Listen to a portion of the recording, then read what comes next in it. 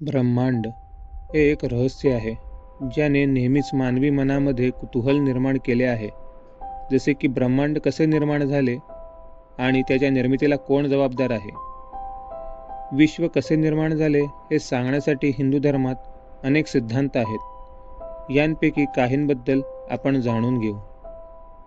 हिंदू धर्मात विश्व हे एकच अस्तित्व नाही, तर सतत निर्माण आणि नष्ट होत असलेल्या अनंत विश्वांचा मिळून एक ब्रह्मांड तयार होतो. दुसऱ्या शब्दात सांगायचे झाले तर आपण अशा विश्वात राहतो जो मल्टिवर्सचा एक भाग आहे. एक विश्व अखेरीस संपेल, परंतु मल्टिवर्स हे पुढे चालूच राहील.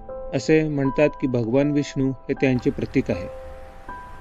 मित्रांनो, ही सिरीज रहस्यमयी आहे आणि यातील बहुतेक गोष्टी तुम्हाला नव्याने माहिती होणार आहेत. कृपया आमच्या या प्रयत्नात सामील व्हा आणि आम्हाला अजून प्रेरणा